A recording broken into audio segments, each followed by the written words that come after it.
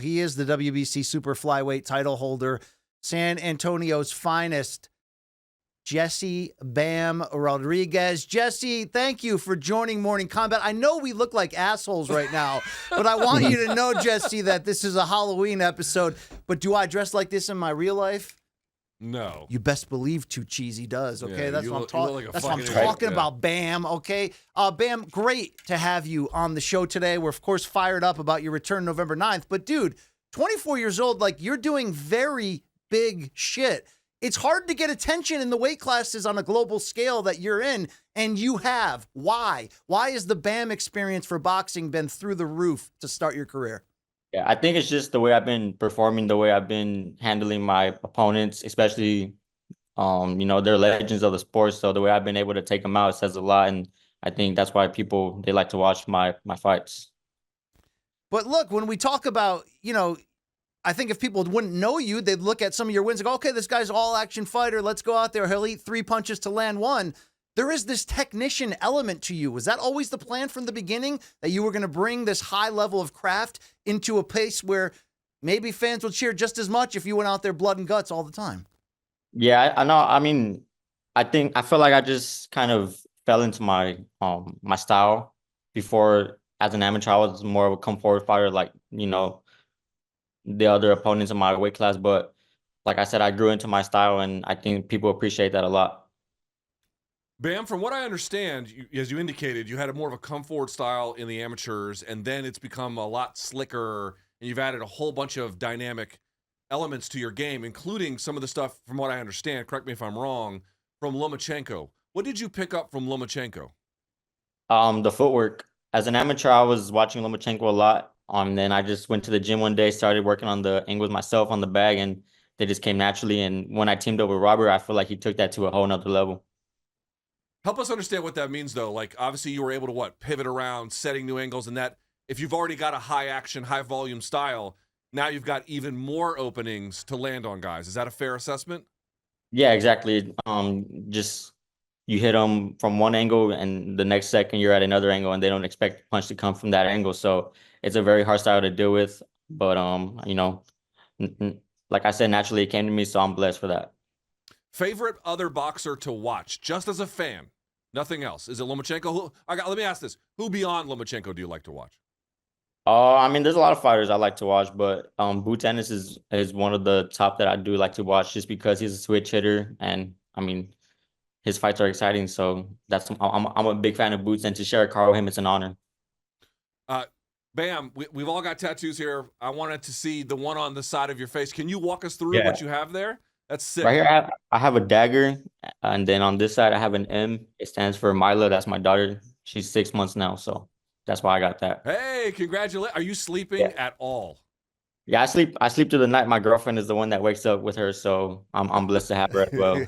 Oh, you got one of those arrangements. Lucky man. Yeah.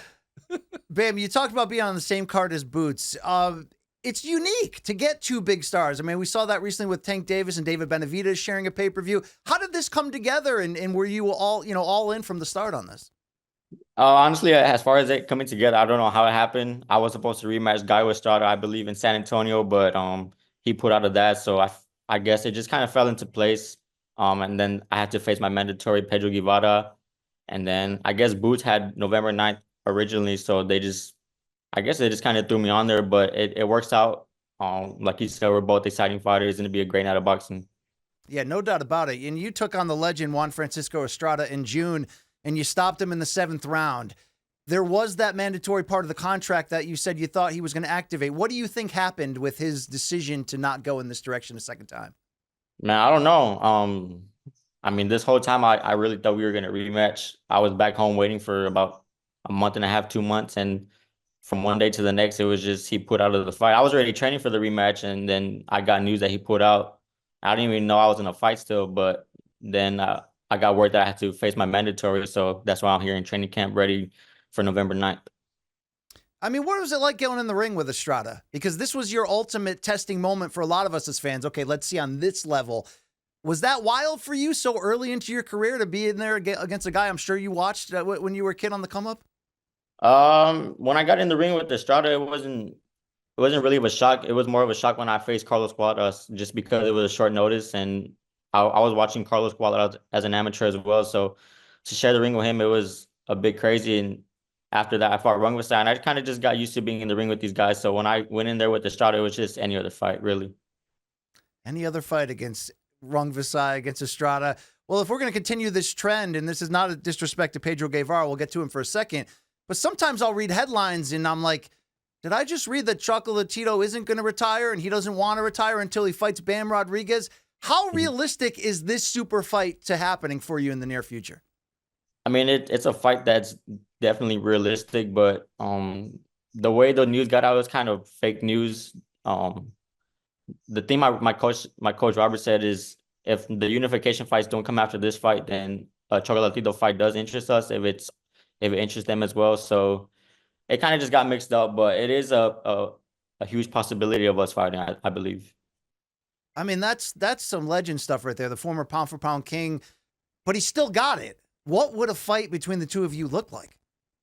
Fireworks. I actually sparred him like 3 times for the Estrada camp. And man, those sparring were one of the best of my whole career. So a fight with us would be fireworks, and I think the fans would appreciate it. All right, you got this mandatory opponent coming up November 9th in Philly, like we talked about. Boots Ennis in the main event, but you're going to be taking on Pedro Guevara, a veteran of this game. What are you looking for across the ring from you? What do you have to watch out for against this cat? Really, I gotta watch out for everything. I said it before. Pedro Guevara, he has nothing to lose and everything to gain. This is a huge opportunity for him to change his life, change his career. So I know he's gonna come 100%. He's gonna want to take what I have, but I'm at the top of my game right now, and I really don't see anybody beating me anytime soon. Now listen, Bam, you're all action, all excitement, and you're just doing great things. Worried about the Philly fans, though, right? These are not the most hospitable, friendly fans in sports. I mean, any concerns that, Bam, they threw batteries at Santa Claus once. I mean, they're just not the nicest folks. You know what I mean? Yeah. I mean, I'm not really worried about that. I feel like the fans are gonna appreciate my style. I have a few fans on the East Coast, so I think come November 9th, I have a lot more. Yeah, Philly is real boxing fans, though. That's true. They're gonna buy it. No, I don't. Let me get one more in there. Sure. Now you're the king of San Antonio, right, Bam? That's your born and raised, the whole 9 yards. Yeah. Somebody told me this. Tell me if it's true. Best Tex-Mex in San Antonio, mi tierra. Is that true? I mean, I wouldn't say it's the best, but it's definitely up there, top 10. Okay. Give me the Bam. Bam Rodriguez special. If someone's going to go to San Antonio, what's the one place they got to go to get the San Antonio experience?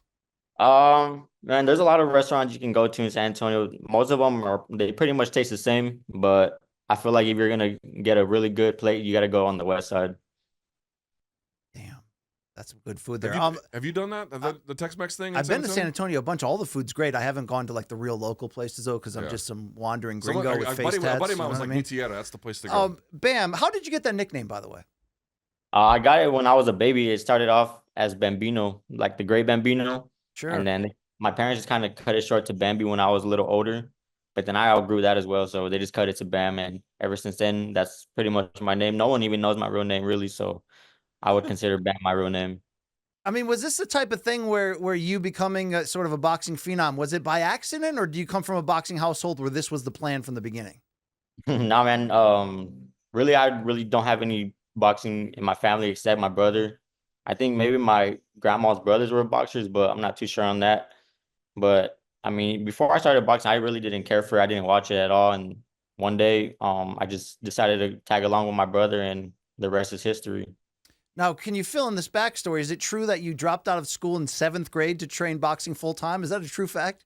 Yeah, I started homeschooling in 7th grade, and then I kind of just I stopped going to that because it was boring, and I wanted to pursue my career. And here I am now. It kind of worked out. I think you made the right choice. So hold on, do you ever look back and say, I don't know, listen, you're killing the game. Like, it's not one of those things, but do you ever look back and say, damn, I wish I would have gone to prom or something, like some kind of like high school experience or something like that? Yeah, actually I do. I mean, don't get me wrong, high school seems fun, but who knows if I did go to school where my career would be now. So it's kind of hard to tell. I don't really mind missing out on that. Like I said, it all worked out, so I'm blessed to be where I am at. Well, Bam, it might be surreal with your name showing up in the top 10 pound for pound list, but it's deserved. But when you look at the landscape globally right now, and you can make arguments probably for Usyk, for Boots, for Inoue. I mean, Canelo's still around. Who is your pound for pound king at the moment, and why? My pound for pound king right now is, I would say, Usyk, just because, I mean, he beat Fury. Fury was undefeated. They're heavyweights, so that's, top of the top. And I feel like he kind of dominated Fury in a way, so that's why he's my pound for pound king right now.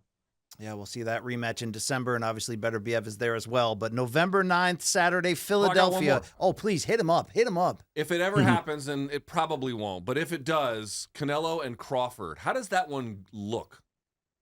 That's a tough fight. Canelo has a size advantage, but Crawford has a skill like no other, so I feel like it's a 50-50 fight really at the end of the day. But if they were to fight, I would favor Crawford. Wow. Skills win fights, BC. Let me add on this. Bam, how high in weight do you see yourself going?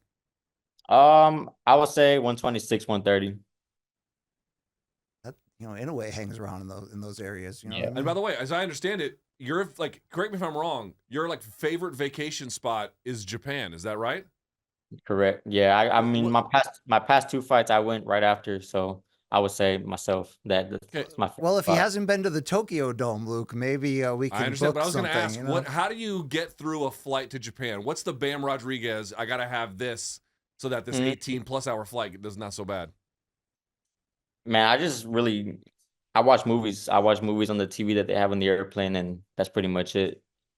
He just dreams about taking over the world, okay? Because he's on that He's way. on his way. We'll see him November 9th on DAZN, the co-main event to Duran Boots Ennis' Philly comeback. You've got Pedro Guevara. That is Bam Rodriguez. Thank you so much for the time. We love watching you. We can't wait to see what happens. Thank you, Bam. Really appreciate it. Sure. Thank you, guys. Appreciate you having me.